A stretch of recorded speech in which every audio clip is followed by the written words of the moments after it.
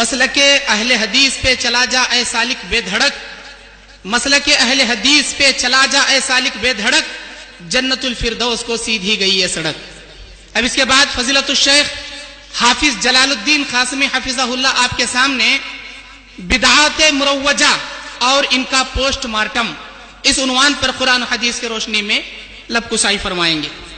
ان الحمد للہ نحمده ونستعینه ونستغفره ونعوذ بالله من شرور انفسنا ومن سیئات اعمالنا من يهده الله فلا مضل له ومن يضلل فلا هادي له واشهد ان لا اله الا الله وحده لا شريك له واشهد ان محمدا عبده ورسوله يا ايها الذين امنوا اتقوا الله حق تقاته ولا تموتن الا وانتم مسلمون يا أيها الناس اتقوا ربكم الذي خلقكم من نفس واحدة وخلق منها زوجها وبث منهما رجالا كثيرا ونساء واتقوا الله الذي تساءلون به والأرحام إن الله كان عليكم رقيبا يا أيها الذين آمنوا اتقوا الله وقولوا قولا سديدا يصلح لكم أعمالكم ويغفر لكم ذنوبكم ومن يطع الله ورسوله فقد فاز فوزا عظيما أما بعد فإن خير الحديث كتاب الله وخير الهدي هدي محمد صلى الله عليه وسلم وشر الأمور محدثاتها وكل محدثة بدعة وكل بدعة الضلالة في النار أعوذ بالله من الشيطان الرجيم بسم الله الرحمن الرحيم قل ما كنت بدعا من الرسل وما أدري ما يفعل بي ولا بكم إن أتبع إلا ما يوحى إلي۔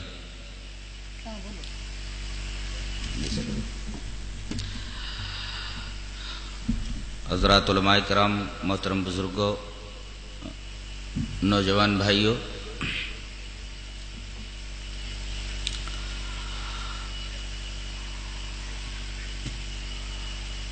آج کا عنوان ہے بدعات اور ان کا پوسٹ مارٹم۔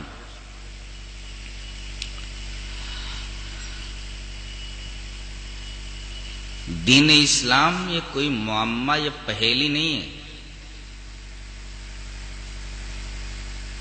کہ لوگ اسے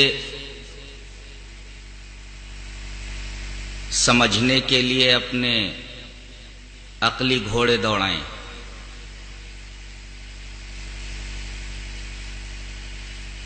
بلکہ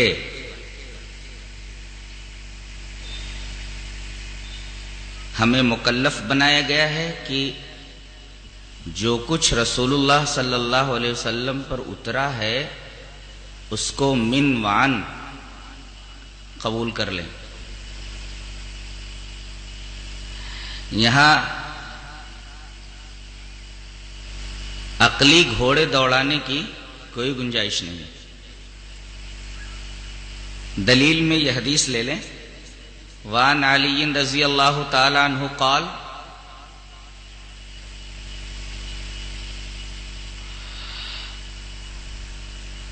لو كان الدين بالرأي لكان اسفل الخف اولى بالمسح من اعلاه وقد رأيت رسول الله صلى الله عليه وسلم يمسح على ظاهر خفيه رواہ ابو داؤد فی کتاب الطہارہ۔ حضرت امام ابی داؤد اس حدیث پاک کو ایسے ہی جہاں طہارت کا چیپٹر ہے اس حدیث کو لائے ہیں۔ حضرت علی رضی اللہ تعالیٰ عنہ فرماتے ہیں کہ اگر دین کی بنیاد عقل اور قیاس پر ہوتی، عقلی گھوڑے دوڑانے پر ہوتی، تو موزوں پر مسح اوپر سے نہیں بلکہ نیچے سے کیا جاتا ہے۔ اور آگے فرماتے ہیں میں نے رسول اللہ صلی اللہ علیہ وسلم کو یہ دیکھا ہے کہ آپ موزے کے اوپر مسح کر رہے ہیں، حالانکہ عقل کیا کہتی ہے؟ عقل یہ کہتی ہے کہ موزے کے نیچے مسح کیا جائے، کیونکہ گندگی موزے کے نیچے لگتی ہے۔ اب اگر عقلی گھوڑے دوڑائے جائیں تو موزے پر مسح اوپر نہ کر کے نیچے کرنا پڑے گا، جبکہ نبی نے موزے کے اوپر مسح کیا۔ موزے کے بارے میں آپ کو یہ مسئلہ معلوم ہے کہ اگر کوئی آدمی وضو کر کے موزہ پہن لے تو اگر مقیم ہے یعنی گاؤں میں ہے تو 1 دن 1 رات مسح کر سکتا ہے. شرط یہ ہے کہ پہلے وضو بنا کر کے اس نے موزہ پہنا ہو, اور اگر سفر میں ہے تو 3 دن 3 رات موزے پر مسح کر سکتا ہے. اس حدیث میں یہ مسئلہ بتایا گیا ہے کہ دین کی بنیاد عقل اور قیاس پر نہیں ہے. اگر ایسا ہوتا تو موزے پر مسح نیچے سے ہوتا, اوپر سے نہیں. اب کوئی اگر اس کا الٹا کرے تو اسی کو بدعت کہتے ہیں, اور بدعت سنت کا عین اپوزٹ ہے. آدمی ایک بدعت کا ارتکاب کرتا ہے تو ایک سنت اس کی زندگی سے نکال لی جاتی ہے. اسی وجہ سے شرک کے بعد سب سے بڑا گناہ اور سب سے خطرناک چیز بدعت ہے. یہی وجہ ہے کہ نبی کریم صلی اللہ علیہ وسلم ہر خطبے میں ہمیں اس خوفناک چیز سے ڈرایا کرتے تھے. اس سلسلے میں ایک حدیث اس طرح ہے, وعن جابر بن عبد اللہ رضی اللہ تعالی عنہ قال کان رسول اللہ صلی اللہ علیہ وسلم اذا خطب احمرت عیناہ وعلا صوته واشتد غضبه كأنه منذر جيش يقول صبحكم مساكم ويقول بعثت انا والساعة كهاتين ويقرن بين اصبعيه السبابة والوسطى ويقول اما بعد فإن خير الامور كتاب الله وخير الهدي هدي محمد صلى الله عليه وسلم وشر الامور محدثاتها وكل بدعة ضلالة وكان يقول من ترك مالا فلأهله ومن ترك دينا او ضياعا فعلي وإلي رواہ ابن ماجہ فی کتاب المقدمہ. حضرت امام ابن ماجہ اس حدیث پاک کو ابن ماجہ شریف کے پہلے ہی چیپٹر کے اندر لائے ہیں, کتاب المقدمہ میں ہے جہاں جمعے کا بیان ہے. حضرت جابر بن عبداللہ فرماتے ہیں کہ رسول اللہ صلی اللہ علیہ وسلم جب بھی خطبے کے لیے کھڑے ہوتے, کانا رسول اللہ صلی اللہ علیہ وسلم اذا خطبہ, جب بھی رسول اللہ صلی اللہ علیہ وسلم خطبے کے لیے کھڑے ہوتے تو آپ کی آنکھیں سرخ ہو جاتی, آپ کی آواز بلند ہو جاتی اور آپ کا غصہ سخت ہو جاتا. ایسا لگتا جیسے کسی لشکر کو آپ ڈرا رہے ہوں کہ صبح کو یا شام کو وہ لشکر تمہارے اوپر حملہ کرنے والا ہے. اور آپ یہ فرماتے تھے کہ میں اور قیامت دونوں اس طرح مبعوث کیے گئے ہیں, اس طرح پیدا کیے گئے ہیں. اور آپ اپنی سبابہ اور استا ان دونوں انگلیوں کو ملا کر بتاتے تھے, یہ سبابہ ہے یہ استا ہے, اس کو ملا کر بتاتے تھے کہ میں اور قیامت اس طرح پیدا کیے گئے. اور آپ یہ فرماتے تھے کہ دیکھو سب سے بہترین امر, سب سے بہترین چیز اللہ کی کتاب ہے, اور سب سے بہترین نمونہ رسول اللہ صلی اللہ علیہ وسلم کا نمونہ ہے, اور سب سے بری چیز دین میں نئی باتیں ہیں, اور ہر دین میں نکالی گئی نئی بات بدعت ہے. وہ کل بدعت ضلالہ, ہر بدعت گمراہی ہے. اور آخری ٹکڑا ہے کہ جو مال چھوڑے تو اس کے اہل کو ملے گا, اور اگر کوئی قرض چھوڑتا ہے یا لاوارث بچے چھوڑتا ہے تو اس کی ذمہ داری میرے اوپر ہے قرض کا دینا, اور بچے میرے پاس لائیں, بچے میرے پاس لائے جائیں, میں ان کی کفالت کروں گا. اس حدیث میں آپ نے یہ دیکھا کہ حضرت جابر یہ فرما رہے کہ رسول اللہ صلی اللہ علیہ وسلم جب بھی خطبے کے لیے کھڑے ہوتے تو بدعت سے ڈراتے تھے. اس کا مطلب یہ کوئی خوفناک چیز ہے, یہ آدمی کو صحیح راستے سے ہٹا کر کے گمراہی کے راستے پر لگا دیتی ہے. آج مسلمانوں کے درمیان اتنی بدعات ہیں کہ اگر ان کا جائزہ لیا جائے تو ایسا محسوس ہوتا ہے کہ اگر بفرض محال آج نبی کریم صلی اللہ علیہ وسلم آ جائیں اور یہ دیکھیں تو آپ کو یہ دیکھ کر حیرانی ہوگی کہ کیا میں جو اسلام لایا تھا اس کی شکل و صورت ایسی ہی تھی, ایسی ہی ہے, اسلام ایسے ہی ہے جو اس وقت میرے امتیوں کے پاس ہے. پیدائش سے لے کر موت تک بدعتوں کے سلسلے جاری ہیں. جبکہ نبی کریم صلی اللہ علیہ وسلم نے اسے گمراہی کہا ہے، ضلالت کہا ہے. اور آج جیب بھرو پیر اور پیٹ بھرو مولویوں نے ان بدعتوں کو عین سنت قرار دیا ہے. اب ہم ایک ترتیب کے ساتھ ان تمام بدعات کا جائزہ لیں گے. ایک بدعت آپ کے سامنے پیش کریں گے اور اس کے رد میں نبی کریم صلی اللہ علیہ وسلم کی ایک حدیث پاک پڑھیں گے.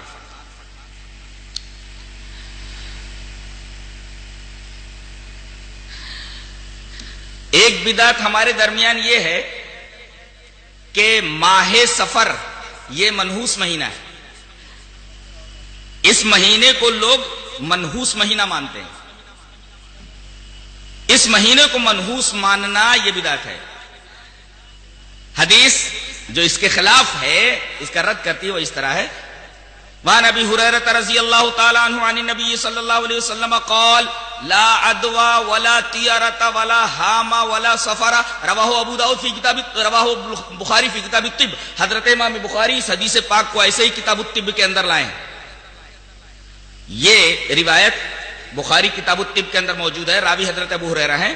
حضرت ابو ہریرہ رضی اللہ تعالیٰ عنہ فرماتے ہیں کہ نبی کریم صلی اللہ علیہ وسلم نے فرمایا کہ اسلام میں چھوت چھات نہیں ہے کہ ایک شخص کو ایک بیماری ہو، اس کے پاس بیٹھنے کی وجہ سے وہ بیماری تمہیں لگ جائے. سوال یہ ہے کہ اس آدمی کو بیماری کہاں سے لگی؟ کہتے ہیں یہ فلاں کی صحبت میں بیٹھنے کی وجہ سے بیماری لگی تھی. تو سوال یہ ہوگا کہ اس کو بیماری کہاں سے لگی؟ اس کا مطلب یہ ہوا کہ چھوت چھات یہ اسلام میں نہیں ہے. اللہ کا حکم جب تک نہیں ہوتا کسی کو بیماری لگتی نہیں ہے. تو لا عدوہ چھوت چھات نہیں ہے اسلام میں. ولا طیرۃ، زمانے جاہلیت میں لوگ کیا کرتے تھے کہ پرندے کو اڑاتے تھے اور مقصد اپنے دل میں رکھتے تھے. اگر پرندہ دائیں طرف نکل گیا تو سفر کرتے تھے یا وہ کام کرتے تھے. اگر بائیں طرف چلا گیا اڑ کر کے تو وہ کام نہیں کرتے تھے. ظاہر ہے کہ ایک توہم ہے. یہ اس قسم کے وہم کا اسلام میں کوئی تصور نہیں ہے. اسلام نام ہے یقین کا، گمان کا نہیں. اسلام میں جو کچھ ہے سب کا تعلق یقینیات سے، وہمیات کی یہاں گنجائش نہیں ہے. تو لا عدوہ ولا طیرۃ، چھوت چھات نہیں، پرندے اڑا کر کے فال لینے کا معاملہ نہیں ہے. ولا حامتا، الو منحوس ہوتا ہے، اس کا کوئی تصور اسلام کے اندر نہیں ہے. الو بولنے لگتا ہے، کہتے ہیں مذموم جانور ہے. ولا حامتا، الو کی نحوست کا کوئی تصور اسلام کے اندر نہیں. ولا سفر، زمانے جاہلیت میں لوگ یہ سمجھتے تھے کہ سفر کا مہینہ یہ منحوس ہوتا ہے.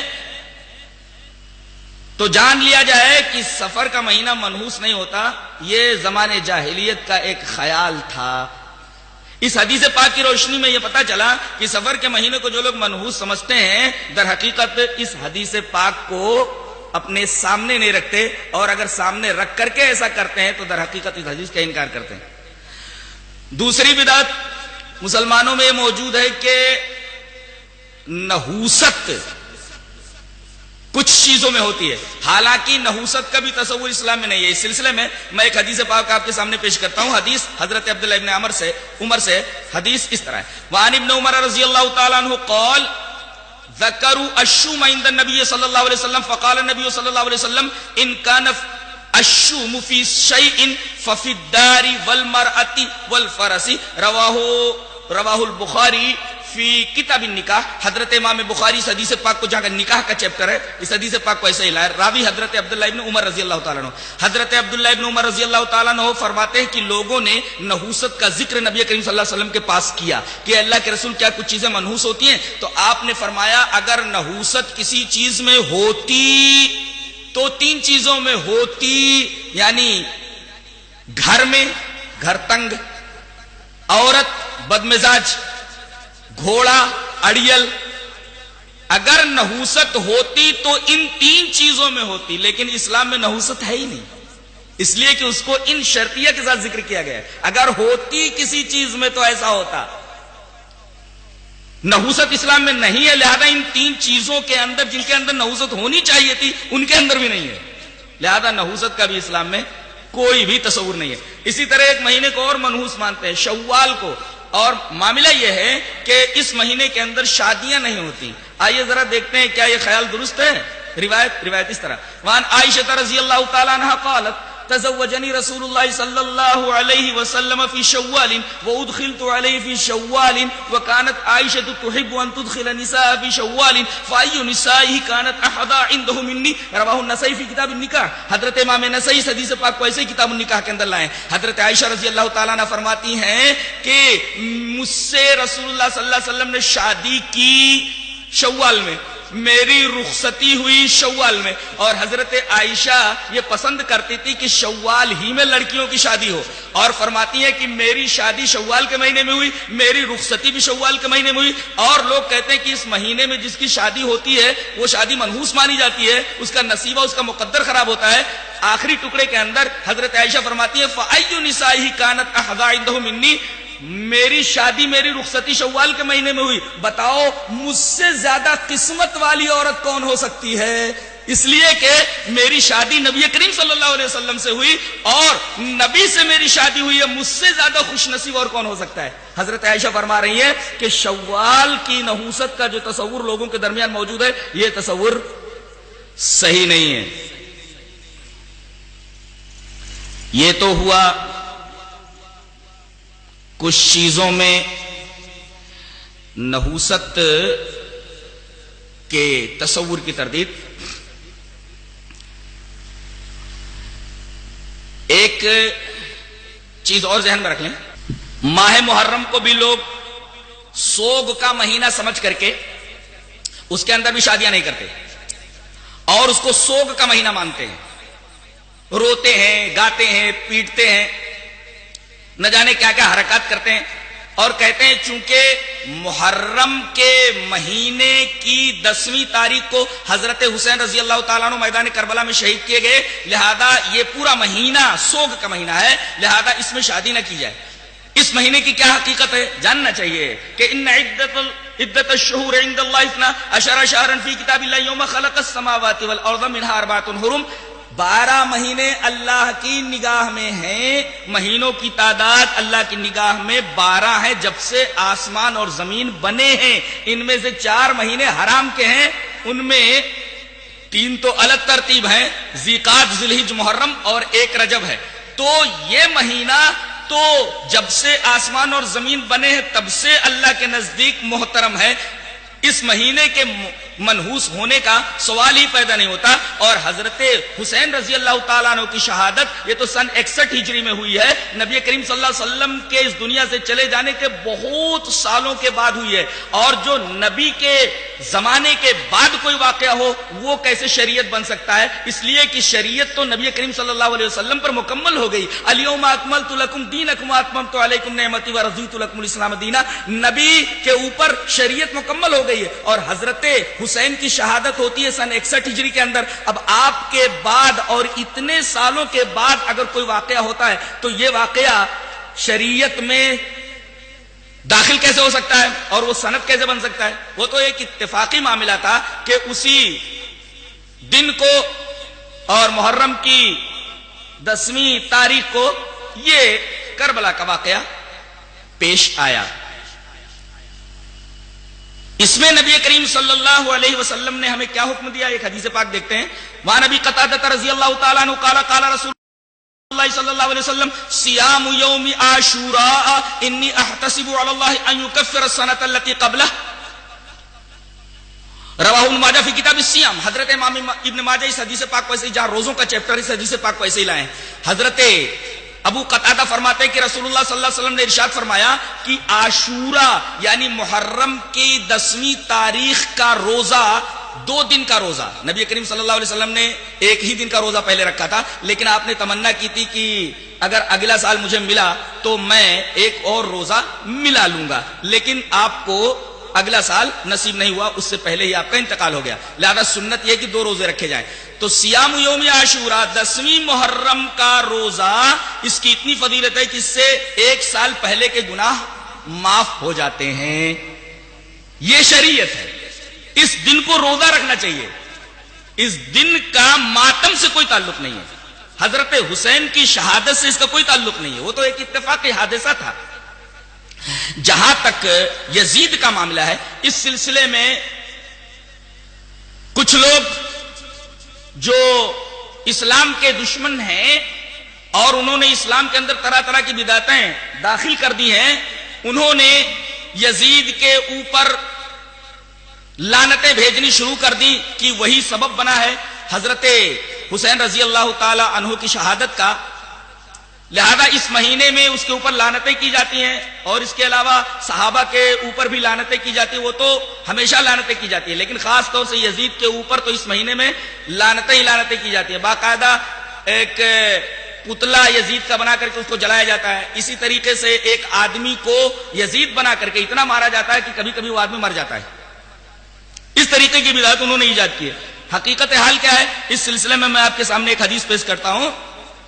وعن خالد بن معدان ان عمیر بن الاسود الانسی حدثه انه اتى عبادة بن الصامت رضی اللہ تعالی عنہ وهو في ساحل حمص وهو في بناء له ومعه ام حرام رضی اللہ تعالی عنها قال عمیر فحدثتنا ام حرام رضی اللہ تعالی عنها سمعت النبي صلی اللہ علیہ وسلم يقول اول جيش من امتي يغزون البحر قد اوجبوا. قالت ام حرام قلت يا رسول الله انا فيهم قال انت فيهم. ثم قال النبي صلی اللہ علیہ وسلم اول جيش من امتي يغزون مدينة قيصر مغفور لهم فقلت انا فيهم يا رسول الله قال لا. رواه البخاری فی کتاب الجہاد والسیر. حضرت امام بخاری حدیث پاک کو ایسے ہی کتاب الجہاد والسیر کے اندر لائے ہیں.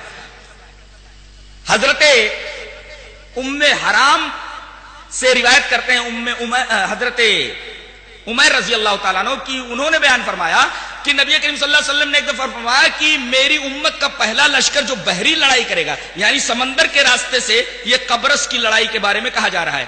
سب سے پہلے میری امت کا پہلا لشکر جو سمندر کے راستے سے لڑائی کرے گا ان کے اوپر جنت واجب ہو گئی. تو حضرت ام حرام فرماتی کہ اللہ کے رسول کیا میں ان میں سے ہوں گی؟ آپ نے فرمایا ہاں تم میں سے ہوگی. اور حقیقت میں اس غزوے کے اندر وہ شریک ہوئی اور اسی میں ان کا انتقال ہو گیا، وہ سواری پر سے گر کر کے.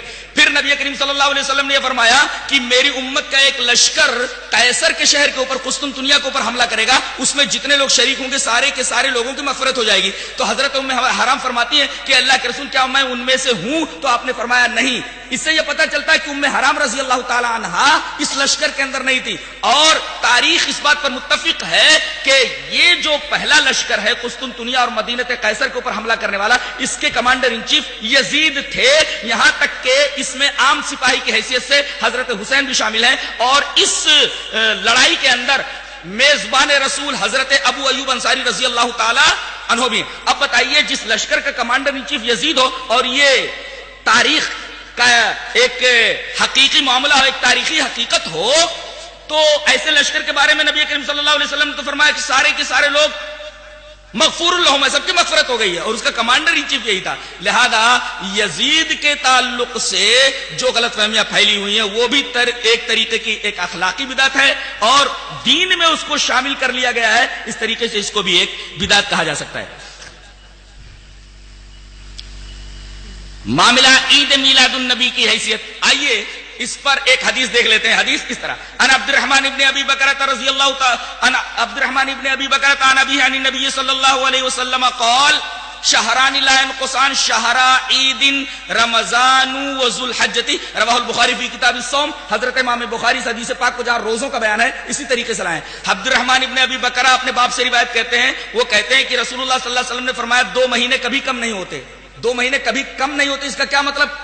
مطلب یہ ہے کہ اگر 29 کے بھی ہو جائیں تب بھی ثواب 30 ہی کا ملتا ہے. مثلا رمضان کا روزہ اگر 29 کو ہو جائے، 30 کا روزہ نہ ہو تو اسے 30 ہی کا ثواب دیا جائے گا.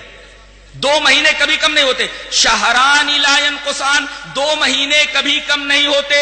یہ 2 مہینے کون سے ہیں؟ نبی نے اس کی تفسیر فرمائی شہر عید، عید کے 2 مہینے. اب بتائیے عید کے 2 مہینے ہیں تو عیدیں کتنی ہوئی؟ 2 ہی ہوئی نا. آپ نے فرمایا 2 مہینے کبھی کم نہیں ہوتے اور آپ نے 2 مہینوں کی تفسیر فرمائی شہر عید، عید کے 2 مہینے. اب عید کے 2 مہینے اگر ہیں تو عیدیں کتنی ہوئی؟ عید کے 2 مہینے تو عیدیں بھی 2 ہی ہوئی، ایک عید الفطر اور ایک عید الاضحیٰ. لہذا عید میلاد النبی کہنا یہ صحیح نہیں ہے، اس لیے کہ نبی فرمائے کہ عیدیں میں 2 دے رہا ہوں اللہ کے دینے کی وجہ سے تم کو، اے میری امت. اب امت یہ کہے کہ ہمیں 2 نہیں چاہیے، ہمیں 3 چاہیے، ایک ہم بنا لیتے ہیں. لہذا یہ تیسری عید جو بنائی ہے اس حدیث کے مخالف ہے اور یہ بدعت ہے. اور ایک نقطہ اور بھی، پیر کے دن آپ صلی اللہ علیہ وسلم پیدا ہوئے، کیا اس دن روزہ رکھنا جائز ہے کہ نہیں؟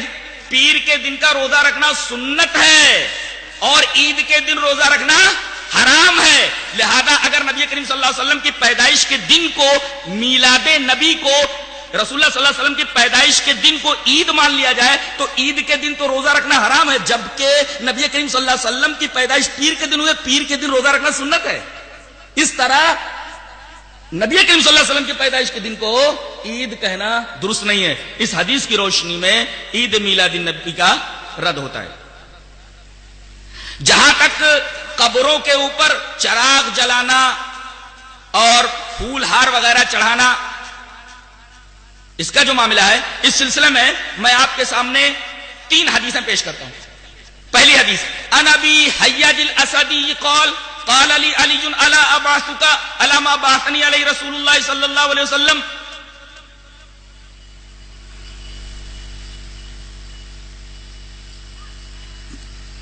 حضرت ابو حیاج اسدی کہتے ہیں کہ ایک دفعہ مجھے حضرت علی نے بلایا اور کہا کہ دیکھو کیا میں تمہیں ایسی مہم کے اوپر نہ بھیج دوں جس پر مجھے نبی کریم صلی اللہ علیہ وسلم نے بھیجا تھا. وہ مہم کیا تھی کہ اللہ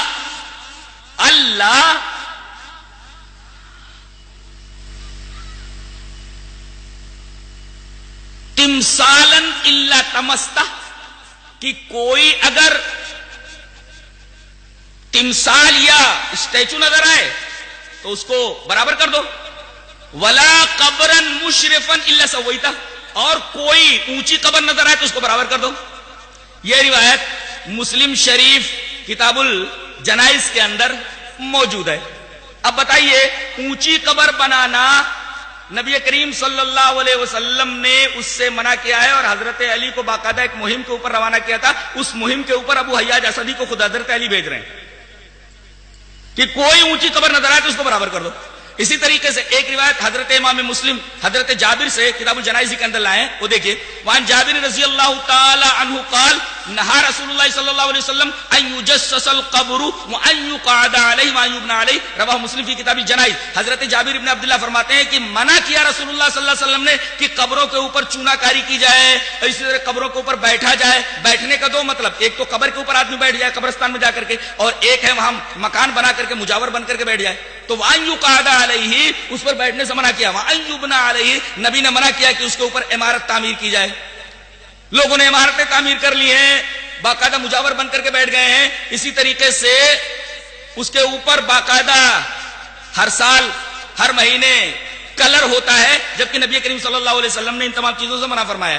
اس سلسلے میں ایک حدیث پاک اور آپ کے سامنے رکھ دوں. حدیث اس طرح ہے، وعن ابن عباس رضی اللہ تعالی عنہما قال لعن رسول اللہ صلی اللہ علیہ وسلم زائرات القبور والمتخذین علیہ المساجد والسروج، رواہ ابو داود فی کتاب الطہارہ. حضرت ابن عباس رضی اللہ تعالی عنہما فرماتے ہیں کہ رسول اللہ صلی اللہ علیہ وسلم نے لعنت فرمائی ہے قبر کی زیارت کرنے والی عورتوں پر، کہ وہاں جا کر کے قبر والوں سے کچھ مانگیں، اور ان کے اوپر بھی لعنت فرمائی ہے جو قبروں کے اوپر مسجدیں بنا لیتے ہیں، اور ان لوگوں کے اوپر بھی لعنت فرمائی ہے جو قبروں کے اوپر چراغ جلاتے ہیں. یہ روایت امام ابی داؤد کتاب الجنائز کے اندر لائے ہیں. کتاب الجنائز کے اندر یہ روایت موجود ہے، راوی حضرت عبداللہ ابن عباس رضی اللہ تعالیٰ عنہ. اب دیکھیے آپ، قبروں کے اوپر مسجد بنانے والے کے اوپر اللہ کے رسول نے لعنت فرمائی ہے. اسی طریقے سے قبروں کے اوپر چراغ جلانے والے کے اوپر بھی اللہ کے رسول صلی اللہ علیہ وسلم نے لعنت فرمائی ہے. لہذا قبروں کے اوپر چراغا کرنا، پھول ہار چڑھانا، یہ تمام چیزیں ایسی ہیں جن کا کوئی ثبوت اسلام میں نہیں ہے. یہ تمام کی تمام چیزیں بدعت سے تعلق رکھتی ہیں.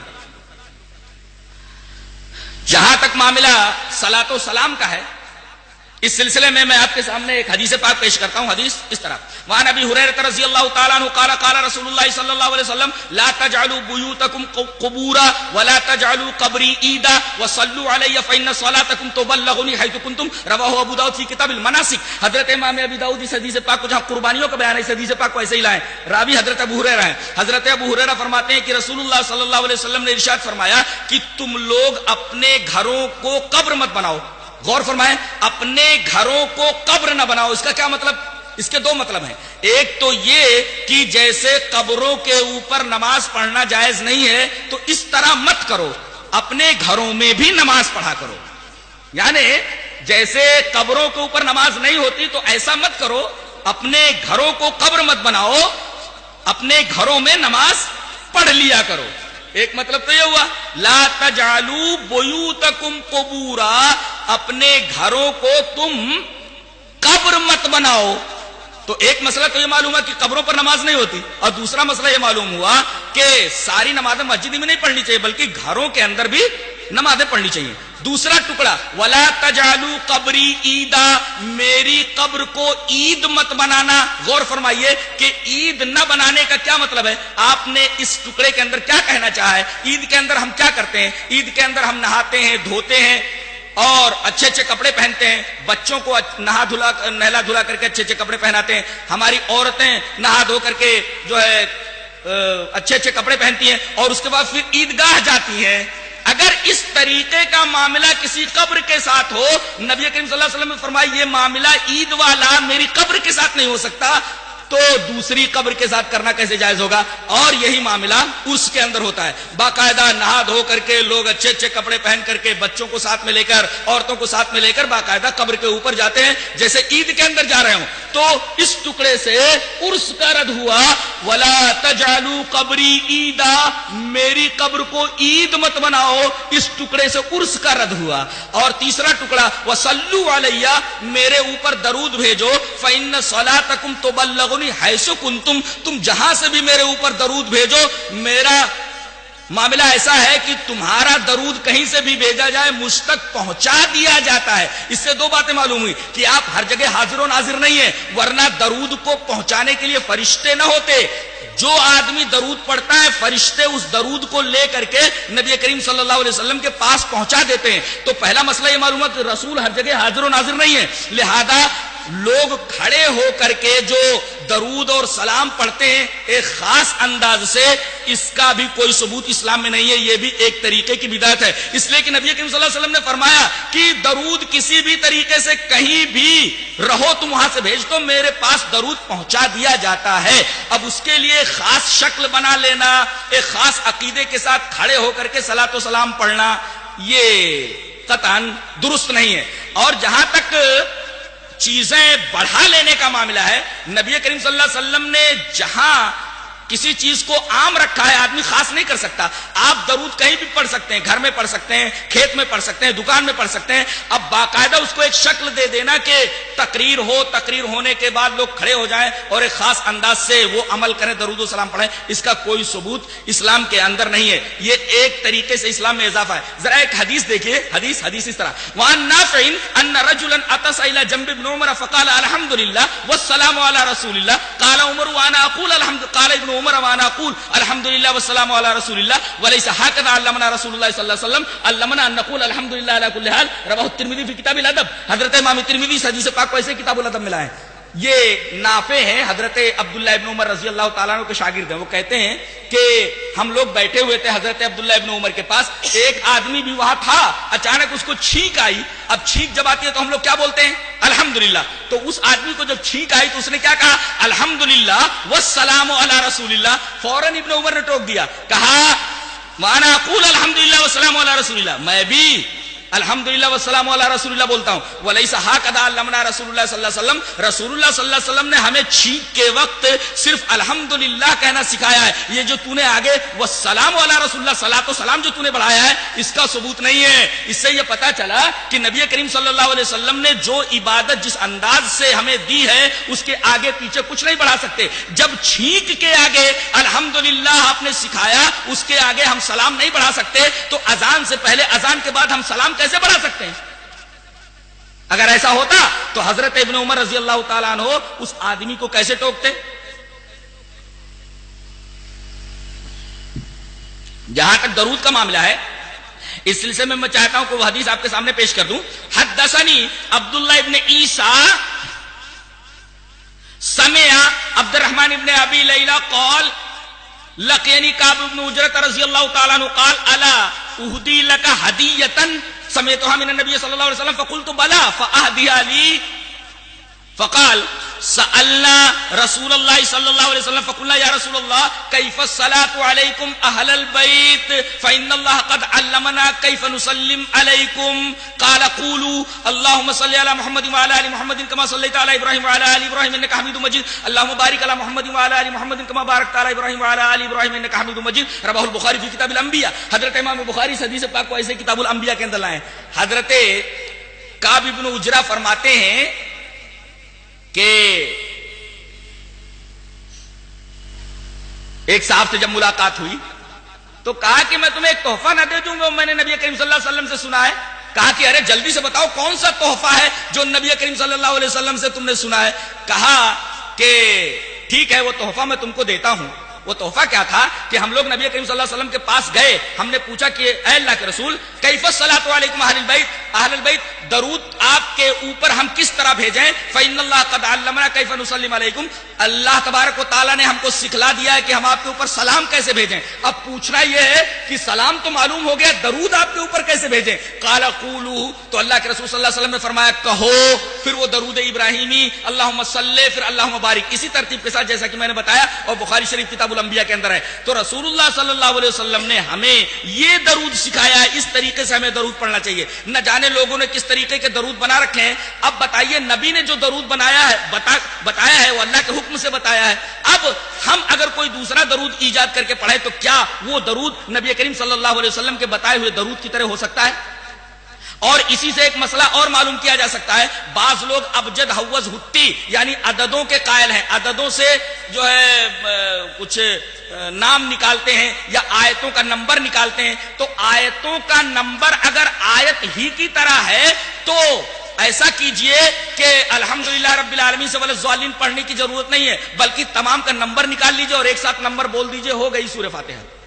کتنا آسان ہے. اور اگر آپ درود شریف پڑھنا چاہیں تو نبی کریم صلی اللہ علیہ وسلم کا نمبر جو ہے محمد کا نمبر صلی اللہ علیہ وسلم کتنا نکلتا ہے؟ 92. تو ایسا پڑھو اللہم صلی علی 92 وعلی آل 92. چلے گا کیا؟ ارے محمد کا نمبر اگر 92 ہے اور نمبر جو ہے اصل کی طرح ہے تو جب وہ اصل کی طرح ہے تو اس کو پڑھا جا سکتا ہے. اللہم صلی علی محمد کی جگہ اللہم صلی علی 92. ایسا چلے گا کیا؟ اس سے یہ پتا چلا کہ اعداد کا ابجد حوض ہتی وغیرہ کا جو معاملہ ہے اس کا بھی کوئی تعلق اسلامی شریعت سے نہیں ہے. رہا تعویذ اور گنڈوں کا معاملہ. گنڈا کسے کہتے معلوم ہے؟ یہ کسی بابا کے پاس آدمی جاتا ہے تو کہتا ہے بابا گنڈا دے دو. تو گنڈا کیسے بناتا ہے؟ وہ ایسے گرہ لگاتا ہے، ایسے گرہ لگاتا ہے، پھر کچھ الٹی سیدھی چیزیں پڑھ کر کے ایسے دم کرتا ہے، چھو، پھر اس کو ایسے کر کے باندھ دیتا ہے. اس کا مطلب جو اس نے چھو کیا وہ اس میں بندھ گیا. اب اس کو کہتے ہیں گنڈا. اب اس کا ثبوت ہے کیا اسلام کے اندر؟ یہ حدیث پاک دیکھیے. وعن ابی ہریرہ رضی اللہ تعالی عنہ قال قال رسول اللہ صلی اللہ علیہ وسلم من عقد عقدۃ ثم نفث فيها فقد سحر ومن سحر فقد اشرک ومن تعلق شيئا اكل الیہ. رواہ النسائی فی کتاب الایمان وشرائعہ. حضرت امام نسائی اس حدیث پاک کو ایسے ہی کتاب الایمان کے اندر لائے. راوی حضرت ابو ہریرہ ہیں. حضرت ابو ہریرہ رضی اللہ تعالی عنہ فرماتے ہیں کہ رسول اللہ صلی اللہ علیہ وسلم نے ارشاد فرمایا جس آدمی نے گرہ لگائی، یہ گرہ لگانا، جس آدمی نے گرہ من عقد عقدۃ، جس آدمی نے گرہ لگائی ثم نفث فيها پھر اس کے اندر پھونکا، چھو، فقد سحر اس نے جادو کیا، ومن سحر فقد اشرک جس نے جادو کیا اس نے شرک کیا، ومن تعلق شيئا وكل الیہ اور جو آدمی کوئی چیز لٹکاتا ہے تو اس کے حوالے کر دیا جاتا ہے. کسی آدمی نے ڈورا لٹکایا، اللہ کہتا ہے جا میں نے ڈورے کے حوالے کر دیا. یہ ڈورا کیا تیرا بنا لیتا ہے، کیا بگاڑ لیتا ہے؟ بنا لے، بگاڑ لے.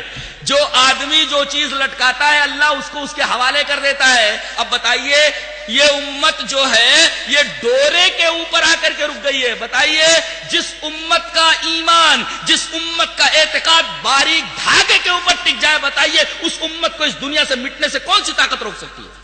اللہ پر اوپر سے بھروسہ اٹھ گیا، دھاگے کے اوپر بھروسہ ہو گیا. تو من عقد عقدۃ ثم نفث فیھا فقد سحر، جس آدمی نے گرہ لگائی پھر اس کے اندر پھونک مارا اس نے جادو کیا، اور جس آدمی نے جادو کیا اس نے شرک کیا. پتہ یہ چلا کہ جس آدمی نے گنڈا بنایا، گنڈا پہنا، دونوں نے شرک کیا. یہ تو گنڈے کا معاملہ ہوا. تعویذ کا معاملہ دیکھیے، گنڈا تو ایسے بنایا جاتا ہے جیسے کہ میں نے ابھی بتایا، اور تعویذ کے اندر کیا کہتے ہیں، وہ ذرا زعفران چاہیے، 1000 کا زعفران لگے گا، تو موم جامہ بنانے کے لیے اتنی موم لگے گی.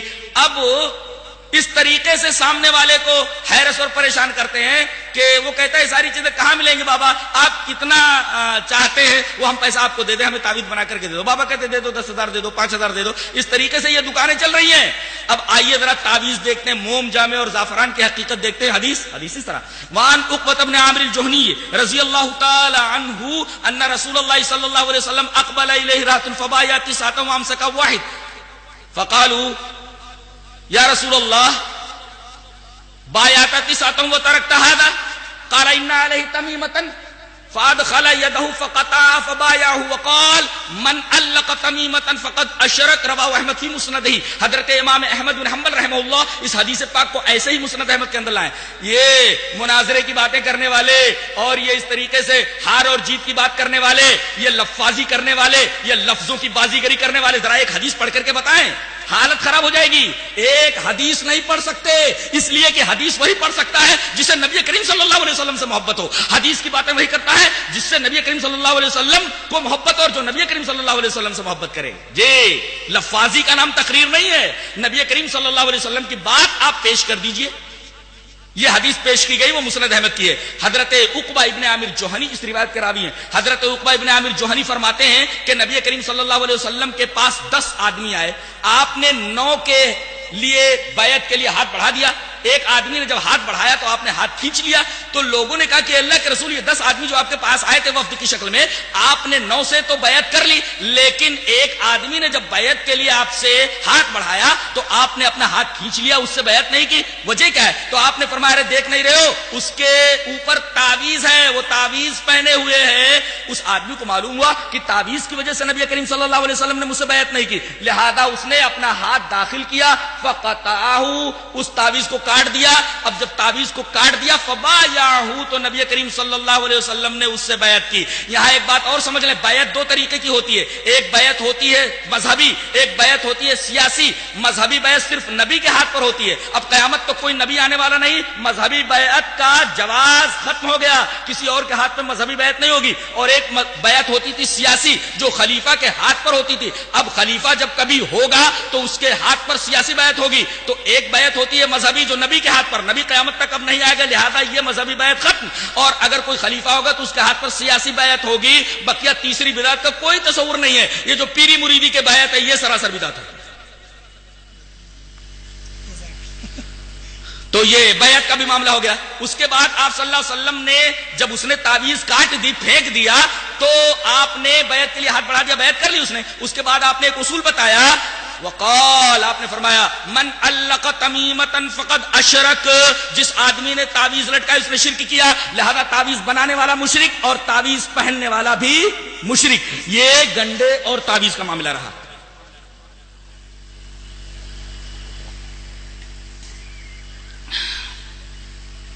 جہاں تک معاملہ صحابہ کرام رضوان اللہ تعالی علیہ مجمعین کا ہے، لوگ کہتے ہیں ہم صحابہ کو نہیں مانتے. اللہ اکبر! اگر کوئی آدمی صحابی کو نہ مانے تو حدیث کو کیسے مانے گا؟ اس لیے کہ نبی کریم صلی اللہ علیہ وسلم کی حدیث تو انہی کے واسطے سے پہنچی ہے. یہ امت اور نبی کے درمیان ایسا مقدس واسطہ ہے کہ اس واسطے کو اگر نکال دیا جائے تو قرآن امت تک کیسے پہنچے گا، حدیث امت تک کیسے پہنچے گی؟ لہذا روایت کے آخر میں یہی صحابی ہوتا ہے. اگر اس کو نہ مانا جائے تو حدیث کے ماننے کا کوئی مطلب ہی نہیں ہوتا. اور اہل الحدیث کہنے کا مطلب یہ ہے کہ وہ جہاں حدیثیں مانتا ہے، نبی کی بات مانتا ہے، صحابی کو بھی مانتا ہے. اہل الحدیث کہنے کا مطلب یہ ہے کہ نبی کو بھی مانتا ہے اور صحابی کو بھی مانتا ہے. اس لیے کہ ابھی آپ نے دیکھا کہ جو بھی حدیثیں میں نے پیش کی ہیں اس کے شروع میں کوئی نہ کوئی صحابی ضرور تھا. اب صحابی کی عظمت ہمارے دلوں میں کیا ہے، اس سلسلے میں آپ کے سامنے ایک روایت پیش کرتا ہوں. روایت اس طرح، وعن ابی ہریرہ رضی اللہ تعالی عنہ قال قال رسول اللہ صلی اللہ علیہ وسلم لا تسبوا اصحابی لا تسبوا اصحابی فوالذی نفسی بیدی لو ان احدکم انفق مثل احد ذهبا ما ادرک مد احدهم ولا نصیفہ. رواہ مسلم فی کتاب الفضائل. حضرت امام مسلم اس حدیث پاک کو ایسے کتاب الفضائل کے اندر مناظرہ کریں گے. مناظرے کا مطلب یہ ہے کہ میں 1000 حدیثیں پڑھتا ہوں تو 500 حدیثیں پڑھ کے بتا دے. میں 500 حدیثیں پڑھتا ہوں تو 100 حدیثیں پڑھ کر کسی طرح، اور بھولنا نہیں، جو بھولے گا اس کی ہار تسلیم کی جائے گی. چال مناظرہ یہی ہو جائے، میں 1000 حدیثیں پڑھتا ہوں اور تو 10 حدیثیں پڑھ کر کے بتا. مناظرہ کریں گے. حدیث پڑھنے کا طریقہ ہی نہیں، حدیث سمجھتے ہی نہیں ہے. پتہ ہے ان کا سارا کھڑاک، سارا معاملہ جب دعا، تعویذ اور گنڈوں اور حرام خوری کے اوپر ٹکا ہوا ہے تو وہ مناظرہ کیا کریں گے؟ لفاظی کا نام مناظرہ نہیں ہے. سامنے والے کو حیرس کر کے، سامنے والے کے اوپر منطقی دلائل پیش کر کے مبہوت کر دینا، ششدر کر دینا، اس کا نام مناظرہ نہیں ہے. شریعت کا مناظرہ یہ ہوتا ہے کہ آپ حدیثیں پیش کیجئے کہ ہمارا یہ مسلک ہے اور اس پر یہ حدیث دلیل ہے، ہمارا یہ مسلک ہے، یہ حدیث اس پر دلیل ہے. منطق کا نام دلیل نہیں ہے. جیسا کہ میں نے پہلے بتایا کہ اگر دین کی بنیاد رائے اور قیاس کے اوپر ہوتی تو موزے کے نیچے مسا ہوتا، اوپر موزے کا مسا نہ ہوتا. مناظرہ کریں گے تو صحابہ کرام رضوان اللہ تعالی علیہم اجمعین کے بارے میں اہل حدیث کا عقیدہ ہے جو اس حدیث میں بیان کیا گیا، جسے امام مسلم کتاب الفضائل میں لائیں. حضرت ابو ہریرہ فرماتے ہیں کہ رسول اللہ صلی اللہ علیہ وسلم نے ارشاد فرمایا لا تسبوا اصحابی لا تسبوا اصحابی، میرے صحابہ کو برا بھلا مت کہو، میرے صحابہ کو برا بھلا مت کہو. ارے میرے صحابہ کا مقام تو اتنا بڑا ہے. فوالذی نفسی بیدی، قسم اس ذات کی جس کے ہاتھ میں میری جان ہے، تم میں سے اگر کوئی احد پہاڑ کے برابر بھی سونا خرچ کر دے تو میرے صحابی کے ایک سیر جو خرچ کرنے کے برابر بھی نہیں ہوگا. یہ صحابہ کرام کا مقام ہے.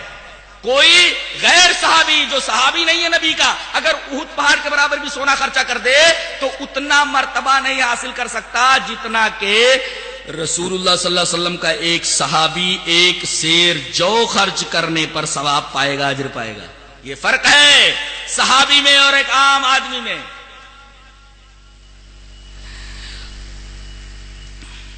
تو یہ صحابہ کرام کے تعلق سے ہمارا عقیدہ تھا.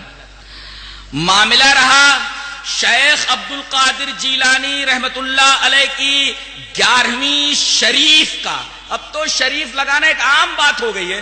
ہم پہلے سمجھتے تھے قرآن شریف اور کعبہ شریف ہیں، لیکن اب تو کعبے کی بھی کوئی اہمیت نہیں رہی، قرآن کی بھی کوئی اہمیت نہیں. اب کسی کے سامنے بھی شریف لگا دیتے ہیں. یہ بھی ایک طریقے کی عجیب و غریب بدعت ہے. کسی کے بھی آگے شریف لگا کر کے اس کو شریف بنا دو اور اس کا مرتبہ بڑھا دو. یہ عید جو منائی جاتی ہے اور یہ 11ویں جو منائی جاتی ہے کن کے نام پہ ہوتی ہے معلوم ہے؟ شیخ عبد القادر جیلانی کے نام پہ. وہ بھی 12 ربیع الاخر کو. کہتے ہیں کہ کہاں لکھا ہے کہ عبد القادر جیلانی کی 11ویں نہیں منانا؟ قرآن میں دکھاؤ، حدیث میں دکھاؤ. کہاں لکھا ہے کہ محرم نہیں منانا؟ ایسا دکھا دو. محرم نہیں منانا ایسا دکھا دو. تو میں یہ پوچھتا ہوں کہ ہم بھی 10 لاکھ دیتے، تم یہ دکھا دو محرم کہاں کرنا ہے. قرآن میں کہاں لکھا دکھا دو، حدیث میں کہاں لکھا دکھا دو. اب مسئلہ کیسے حل ہو؟ میں کہتا ہوں کہ کہاں لکھا ہے دکھا دو، تم کہتے کہاں نہیں لکھا ہے دکھا دو. تو مسئلہ کیسے حل ہوگا؟ مسئلہ پھر وہی طریقہ ہوگا حل کرنے کا کہ کتاب و سنت کی طرف رجوع کیا جائے. اب کہتے ہیں کہ کیا 12 ربیع الاخر کو اگر شیخ جیلانی کی 11ویں منا لی جائے تو کیا حرج ہے؟ حرج ہے اس لیے کہ اس میں جو سبیلیں لگائی جاتی ہیں پانی کی، اسی طریقے سے جو شربت پلائے جاتے ہیں یا جو چیزیں بنتی ہیں یا جو قربانی کی جاتی ہے ان کے نام پر ہوتی ہے، یہ ما اہل لغیر اللہ کے ضمن میں آتی ہے.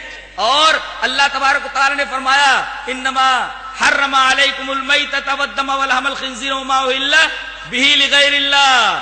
وما اہل لغیر اللہ کا مطلب یہ ہے ما اہل بہ لغیر اللہ کا غیر اللہ کے نام جو چیز منسوب ہو جائے جی کہ یہ بابا کا بکرا ہے، یہ اجالے شاہ کا مرغا، یہ سید کبیر کی گائے، یہ بی بی فاطمہ کی سہنک، اور یہ شیخ جیلانی کی 11ویں. تو اس طریقے سے جو ہے یہ 11ویں ربیع الاخر کا جو معاملہ ہے وہ اس وجہ سے ناجائز ہے کہ یہ ما اہل لغیر اللہ کے ضمن میں آتا ہے. غیر اللہ کے تعلق سے، غیر اللہ کے نام پر لوگ چیزیں پیش کرتے ہیں، لوگ بناتے ہیں، اس وجہ سے اس کی حرمت ہے. اور شیخ جیلانی یہ نبی کریم صلی اللہ علیہ وسلم کے 500 سال بعد ہیں. نبی کریم صلی اللہ علیہ وسلم اس دنیا سے گئے، اس کے بعد 500 سال کے بعد یہ حضرت آتے. اب بتائیے جو نبی کریم صلی اللہ علیہ وسلم کے 500 سال بعد آیا ہو، اس کے بارے میں کوئی معاملہ یا اسی طریقے سے اس کے تعلق سے کوئی چیز کرنا، یہ شریعت کیسے ہو سکتی ہے؟ شریعت تو نبی کریم صلی اللہ علیہ وسلم پر ختم ہو گئی تھی. الیوم اکملت لکم دینکم واتممت علیکم نعمتی ورضیت لکم الاسلام دینا. لہذا ما اہل لغیر اللہ یا ما اہل بہ لغیر اللہ کے ضمن میں آ کر کے یہ جو 11ویں ہے پیر صاحب کی وہ ناجائز ٹھہرتی ہے. اسی طریقے سے ماہ رجب کے 22 رجب کے جو کنڈے بنتے ہیں، رجب کے مہینے میں 22ویں رجب کو جو کنڈے بنائے جاتے ہیں وہ جعفر صادق کے نام پر ہوتے ہیں. نام پر ہوا تو ما اہل بھی لغیر اللہ کی وجہ سے حرام ہوا. اور در حقیقت یہ 22 رجب کا جو معاملہ ہے، اس تاریخ کو نہ تو حضرت جعفر صادق کی پیدائش ہوئی ہے اور نہ اس دن کو، اس تاریخ کو حضرت جعفر صادق کی وفات ہوئی ہے. جب حضرت جعفر صادق کی وفات اور پیدائش دونوں کا تعلق رجب کی 22ویں تاریخ سے نہیں ہے تو پھر کیوں منایا جاتا ہے 22ویں تاریخ کو؟ اور رجب کے کنڈے جعفر صادق کے نام پہ کیوں منائے جاتے ہیں؟ در حقیقت ایک بہت خطرناک چیز شیعوں کی طرف سے چل کر کے سنیوں میں آ گئی ہے. وہ حقیقت یہ ہے کہ وہ شیعہ تبرہ کرتے ہیں صحابہ کرام کے اوپر، اور خاص طور سے یزید کے والد حضرت معاویہ رضی اللہ تعالیٰ عنہ کے اوپر. اور حضرت معاویہ کی یہ تاریخ وفات ہے. 22 رجب کو حضرت معاویہ رضی اللہ تعالیٰ عنہ کا انتقال ہوا. اب اس دن خوشی منانا، یہ حلوے پکانا، یہ ساری چیزیں کرنا، یہ در حقیقت غیر محسوس طریقے پر سنیوں کے ذریعے تبرہ کرنا ہے، گالی دلانی ہے حضرت معاویہ رضی اللہ تعالی عنہ کو. لہذا یہ چیز بھی شریعت سے کوئی تعلق نہیں رکھتی، یہ بھی بدعت میں آتی ہے. لوگوں کا یہ عقیدہ ہے کہ ماہ شعبان میں روحیں آتی ہیں، لہذا ان کے لیے کچھ کھانے بنا کر رکھے جاتے ہیں. یہاں تک کہ اگر وہ شراب پیتا تھا تو شراب کی بوتل بھی رکھ دی جاتی تھی. انا للہ و انا الیہ راجعون. اس کے بارے میں یہ جان لیں کہ یہاں سے آدمی گیا، روح نکال لی گئی تو دوبارہ دنیا میں آدمی واپس نہیں آتا. قرآن نے کہا، سورہ مومنون اٹھا کر کے دیکھیے، وَمِن وَرَائِهِمْ بَرْزَخٌ إِلَى يَوْمِ يُبْعَثُونَ، اور ان کے درمیان ایک برزخ ہے. برزخ مانے آڑ، یعنی ایک آڑ کھچ گئی ہے. اب وہ لوگ اس آڑ کو پار کر کے اس دنیا کے اندر نہیں آ سکتے. اب وہ قیامت کے دن ہی اٹھائے جائیں گے. یہ آیت کریمہ بتاتی ہے کہ آدمی جب مر گیا تو اس کی روح یا تو سجین میں پہنچ گئی یا علیین کے اندر پہنچ گئی. اگر وہ اچھی روح ہے تب تو وہ دنیا میں کیوں آئے گی؟ دنیا کی پریشانی تو جھیلی ہے اس نے، وہ دنیا میں کیوں آئے گی؟ اور اگر بری روح ہوتی تو اس کو فرشتے آنے کیسے دیں گے، گھومنے دیں گے؟ وہ دنیا کی جیل تھوڑی ہے کہ توڑ کر کے بھاگ جائیں. وہ فرشتوں کی جیل ہے، بہت بری طرح مارتے ہیں اور کسی کو اس جیل سے آنے نہیں دیتے. تو اگر اچھی روح ہے تب تو دنیا میں آئے گی نہیں، بری روح ہے تو فرشتے اس کو آنے دیں گے؟ جاؤ پیرول کے اوپر رہا کیا جاتا، گھوم پھر کر کے آ جاؤ. یہ دنیا کی جیل ہے. لہذا اس طریقے کا عقیدہ ایک بےہودہ عقیدہ ہے، اور یہ وہی آدمی بنا سکتا ہے جس کے پاس دماغ نام کی کوئی چیز نہ ہو، سینس لیس ہو. جہاں تک صلاۃ الرغائب کی بات ہے، صلاۃ الرغائب ترغیب دینے والی نماز. اب ترغیب دینے والی نماز یہ صلاۃ الرغائب جو پڑھی جاتی ہے، میرا خیال یہ ہے کہ 15ویں شعبان کو پڑھی جاتی ہے. انی ارا لو جمعت هؤلاء الى قارئ واحد لكان امثل. ثم عزم فجمعهم على ابي بن كعب رضي الله تعالى عنه. ثم خرجت معه ليلة اخرى والناس يصلون بصلاة قارئهم. قال عمر نعم البدعة هذه. واللتی ینامون عنہا افضل من اللتی یقومون یرید آخر اللیل وکان الناس یقومون اولہ رواہ البخاری فی کتاب صلاۃ التراویح. حضرت امام بخاری اس حدیث پاک کو ایسے کتاب صلاۃ التراویح کے اندر لائے ہیں اور روایت پورے صفحے کی جو میں نے آپ کے سامنے پڑھ دی ہے. مناظرہ کریں گے بیچارے, ایک لائن تو پڑھ نہیں سکتے, حدیث کیا پڑھیں گے, یہ ایک صفحے کی پوری روایت پڑھ دی گئی اور اس سے پہلی والی روایت 1.5 صفحے کے اوپر ہے دارمی کے اندر, دارمی شریف کی روایت تھی, اور یہ روایت امام بخاری رحمۃ اللہ علیہ کتاب صلاۃ التراویح کے اندر لائے. حضرت عمر رضی اللہ تعالیٰ عنہ کے خزانچی ہیں عبد الرحمن بن عبد القاری, وہ کہتے ہیں کہ میں عمر رضی اللہ تعالیٰ عنہ کے ساتھ مسجد نبوی کی طرف نکلا, دیکھا کہ ایک آدمی اکیلے تراویح کی نماز پڑھ رہا ہے. فَإِذَا النَّاسُ أَوْزَاعٌ مُتَفَرِّقُونَ, الگ الگ پڑھ رہے ہیں. ایک آدمی الگ تراویح کی نماز پڑھ رہا ہے اکیلا, اور ایک آدمی ایک جگہ تراویح پڑھ رہا ہے, اس کے ساتھ چند لوگ پڑھ رہے ہیں. اس طرح کوئی آدمی اکیلا پڑھ رہا ہے, کوئی آدمی جماعت کے ساتھ پڑھ رہا ہے. دو باتیں معلوم ہوئی, کوئی آدمی اگر اکیلے تراویح پڑھے تب بھی جائز ہے, کوئی آدمی اگر جماعت کے ساتھ تراویح پڑھے تب بھی جائز ہے. یہاں دیکھیے یصلی الرجل لنفسہ, تنہا پڑھ رہا ہے وہ, اور ویصلی الرجل فیصلی بصلاۃ الرحمۃ, جماعت کے ساتھ پڑھ رہے ہیں. اس کا مطلب یہ ہوا, مسئلہ یہ نکلا بخاری شریف کی اس روایت سے کہ تنہا بھی آدمی تراویح پڑھنا چاہے تو پڑھ سکتا ہے, جماعت کے ساتھ پڑھنا چاہے تو پڑھ سکتا ہے. اب حضرت عمر نے دیکھا کہ یار ایک ہی مسجد میں بہت سارے لوگ الگ الگ پڑھ رہے ہیں, آوازیں ٹکرا رہی ہیں, تو میں ایسا کرتا ہوں کہ ان کو ایک امام کے پیچھے جمع کر دیتا ہوں, سب لوگ ایک امام کے پیچھے پڑھیں. ابی ابن کعب کے بارے میں فرمایا آپ نے کہ کل سے تمام لوگ ابی ابن کعب کے پیچھے پڑھیں گے, کوئی تنہا نہیں پڑھے گا, اس طرح آوازیں آپس میں ٹکراتی ہیں. دوسرے دن پھر کہتے ہیں حضرت عبد الرحمن بن عبد القاری کہ میں حضرت عمر کے ساتھ نکلا, دیکھا کہ تمام لوگ اپنے قاری کے پیچھے, حضرت ابی ابن کعب کے پیچھے سب تراویح کی نماز پڑھ رہے ہیں. تو حضرت عمر نے یہ منظر دیکھ کر کے فرمایا نعم البدعۃ ھذہ, کتنی اچھی بدعت ہے یہ. دو مسئلہ معلوم ہوا نا, اکیلے تراویح پڑھ سکتا ہے جماعت کے ساتھ. یہ حضرت عمر نے نعم البدعۃ ھذہ کیوں کہا؟ بعض لوگ کہتے ہیں دیکھو بدعت بھی اچھی ہوتی ہے, بدعت بھی اچھی ہوتی ہے. یہاں بدعت جو ہے اپنے لغوی معنی میں ہے. کیا مطلب؟ کل کے مقابلے میں. بدعت مانے نیاپن, نیاپن. پہلے وہ چیز ایسی تھی, اس کے بعد اب ایسی ہو گئی. تو نبی کے زمانے کے مقابلے میں اگر ہوتی تب تو بدعت ہوتی, حرام ہوتی. لیکن حضرت عمر اس کو بدعت اس وجہ سے کہہ رہے ہیں کہ کل کے مقابلے میں یہ نئی ہے. بدعت مانے نیاپن, کل کے مقابلے میں. کل کیا کر رہے تھے لوگ؟ ایک آدمی اکیلا پڑھ رہا ہے اور ایک آدمی جو ہے پڑھا رہا ہے, اس کے ساتھ چند آدمی پڑھ رہے ہیں, سب کو ایک ساتھ کر دیا.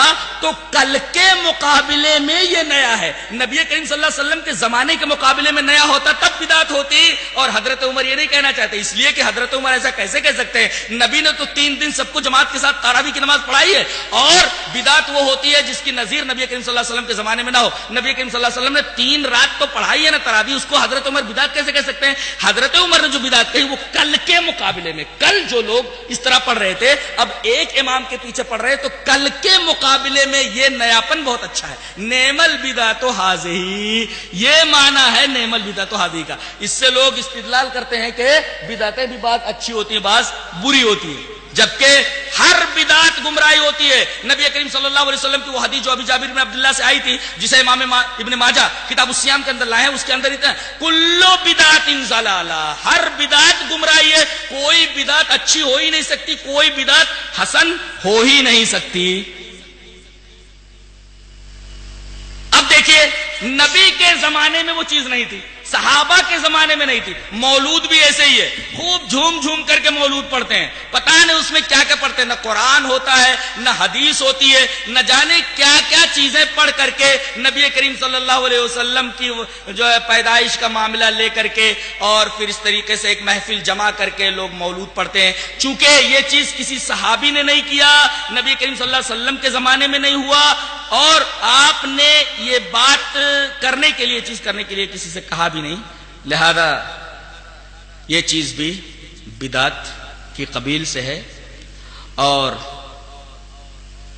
جس قدر خطرناک شرک ہے اس سے زیادہ کم خطرناک بدعت نہیں ہے. شرک کرنے والے کے بارے میں نبی کریم صلی اللہ علیہ وسلم کی حدیثیں دیکھیے, خود آیت قرآنیہ دیکھیے کہ اللہ سارے گناہ بخش سکتا ہے مگر شرک کو نہیں بخشے گا. اب کتنا خطرناک ہے معاملہ شرک کا, اس سے کم خطرناک چیز بدعت نہیں ہے.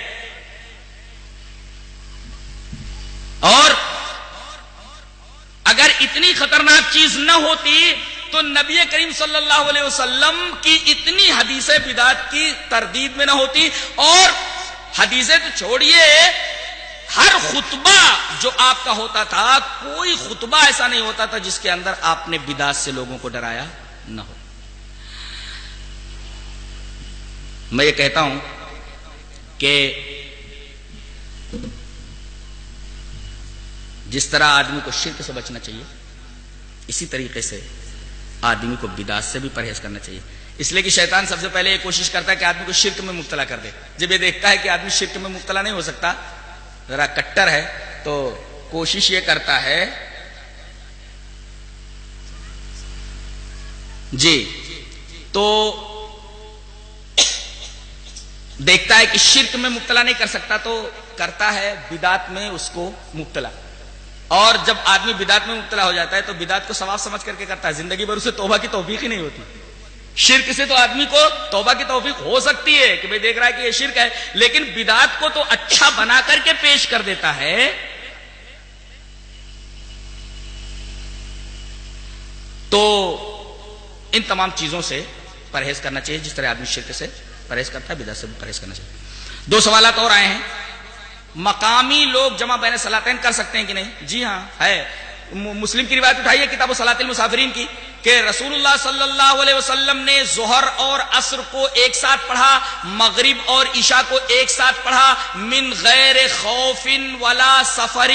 آپ کو کوئی خوف بھی نہیں تھا اور سفر میں بھی نہیں تھے آپ، یعنی آپ مدینہ ہی میں تھے. تو بلا عذر کے بھی، کوئی عذر نہ ہو، آدمی کبھی کبھی جمع بین الصلاتین کر سکتا ہے، عادت نہ بنا لے. کبھی کبھی 2 نمازیں ایک ساتھ پڑھ سکتا ہے، ظہر اور عصر ایک ساتھ اور مغرب اور عشاء ایک ساتھ، عادت نہ بنا لے. مقامی حضرات بھی پڑھ سکتے ہیں کبھی کبھی، اور سفر کے اندر تو اجازت ہے، آدمی 2 نمازوں کو ایک ساتھ پڑھ سکتا ہے. اسی طریقے سے ایک سوال اور بھی ہے کہ کوئی آدمی اگر کتابوں اور سی ڈی وغیرہ سے دین کی دعوت دے رہا ہے تو اس کا معاملہ کیا ہے؟ میں یہ کہتا ہوں کہ ایجادات کا جہاں تک معاملہ ہے، جو دنیاوی چیز سے تعلق رکھتی ہیں، نبی کریم صلی اللہ علیہ وسلم نے اس سے منع نہیں کیا ہے.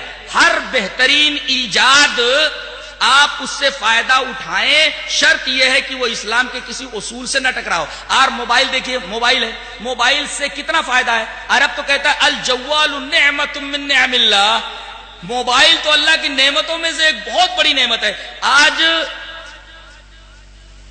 ہزاروں میل کا، سینکڑوں میل کا سفر منٹوں میں طے ہو جاتا ہے. پوری دنیا مٹھی میں آ گئی ہے انسان کے. کتنی بڑی نعمت اللہ تبارک تعالیٰ نے ہمیں دے دی ہے موبائل کی شکل میں. لیکن اگر آدمی اسی موبائل سے جو اللہ کی ایک بہت بڑی نعمت ہے غلط فائدہ اٹھانے لگے تو، غلط چیز کرنے لگے تو ظاہر ہے کہ وہ ناجائز ہو جائے گا. اسی طریقے سے جہاں تک سی ڈی کا معاملہ ہے، اگرچہ وہ تصویر ہے لیکن اس کے ذریعے اگر آدمی دین کا کوئی کام کر رہا ہے تو اس کے جواز میں کوئی شبہ نہیں ہے. تمام علماء اسلام جو عرب کے ہیں اس بات پر متفق ہیں. اس لیے کہ آپ دیکھیے کہ باقاعدہ وہاں کی نماز جو ہے ریلیز ہوتی ہے، مسجد نبوی کی ہے، مسجد حرام کی ہے، اور باقاعدہ وہاں کے علماء کی کیسٹس وغیرہ آتی ہیں. اگر اتنا سیریس میٹر ہوتا یہ تو اس پر پہلے عرب کے علماء قدغن لگاتے اور عرب کے علماء اس کے اوپر روک لگاتے. لیکن چونکہ اس کا جواز ہے، دینی کام اس سے کیا جا سکتا ہے، نئی نئی ایجادات سے فائدہ اٹھایا جا سکتا ہے جس کا تعلق دنیا سے، اس میں کوئی وہ شک نہیں. آخری سوال اس کا جواب میں دے دیتا ہوں کہ بریلویہ یہ اعتراض کرتے ہیں کہ بھئی عرب والے اپنا قرآن چھاپتے ہیں، اہل حدیثوں کا قرآن چھاپتے ہیں، اگر اعلی حضرت کا بھی قرآن چھاپیں تو پھر دنیا کے اندر وہ مشہور ہو جائے. سوال یہ ہے، میں ایک بات بولتا ہوں، کسی بھی اچھی کتاب کا جو معاملہ ہے وہ یہ ہے کہ اہل علم اس کو ہاتھوں میں لیتے ہیں، ہاتھوں ہاتھ لیتے ہیں. مثلا مولانا مودودی کی کتاب الجہاد فی الاسلام، اسی طریقے سے پردہ، سود. دیکھیے مولانا مودودی کا جو منہج تھا وہ عرب کے جو شیوخ ہیں، عرب کے جو علماء، اس منہج سے بالکل الگ تھا. لیکن اس کے باوجود ان کی کتابوں کو ہاتھوں ہاتھ لیا گیا. الجہاد فی الاسلام پر شاہ فیصل ایوارڈ دیا گیا، جن کو مولانا مودودی صاحب کو. حجاب دیکھیے، پردہ کی کتاب دیکھیے، سود کی اس کے رد میں جو کتاب لکھی گئی اس کو دیکھیے آپ. تو اگرچہ منہج یا طریقہ یا مسلک مختلف تھا لیکن کتاب بڑی اچھی تھی. مذہب اور مسلک کے اختلاف کے باوجود مولانا مودودی کی کتابیں عرب سے چھپی. الجہاد فی الاسلام ہے، حجاب ہے، پردہ ہے، سود ہے. اسی طریقے سے وحید الدین خان کی کتاب الاسلام یتحدی مذہب اور جدید چیلنج، حالانکہ وحید الدین صاحب کی فکر سے عرب کے علماء متفق نہیں ہے، لہذا اس کے باوجود بھی ان کی کتابیں بہت چھاپی گئی. اگر یہ کتاب اس لائق ہوتی اعلی حضرت کی تفسیر کی کتاب تو اہل علم تمام تعصبات کو بالائے طاق رکھ کر کے اس کتاب کو ضرور چھاپتے. اہل علم نے اس کتاب کی طرف توجہ اس وجہ سے نہیں دی، اس وجہ سے کہ اس کتاب کے اندر، اس تفسیر کے اندر یا اس ترجمے کے اندر بہت ساری خرابیاں عقائد کی موجود تھیں. اگر اس کو چھاپ کر کے دنیا کے اندر بھیج دیتے تو یہ گناہ ہوتا. اسی وجہ سے اس کتاب کے اوپر اہل علم نے کوئی توجہ نہیں دی. اور میں یہ کہتا ہوں کہ آپ گداگر ہیں، بھیک مانگ رہے ہیں. آپ یہ رضا صاحب کی جو امت ہے وہ کیا کر رہی ہے؟ ان کو چاہیے کہ اس کتاب کو ہر گھر میں پہنچائے. عرب کے اوپر کیوں نگاہ رکھے ہوئے ہیں؟ وہ گداگر ہیں کیا؟ بھکاری ہیں کیا؟ وہ خود اپنا کام کریں. عربوں کا رونا لے کر کے کیوں بیٹھ گئے ہیں؟ جی اور کیا سوال ہے؟ صلاۃ التسبیح کے بارے میں علماء اہل حدیث کا بھی آپس میں اختلاف ہے. بعض لوگ یہ کہتے ہیں کہ درست ہے، لیکن جہاں تک میں سمجھتا ہوں کہ یہ روایت ضعیف ہے، لہذا اس سے بچا جائے. وآخر دعوانا ان الحمد للہ رب العالمین.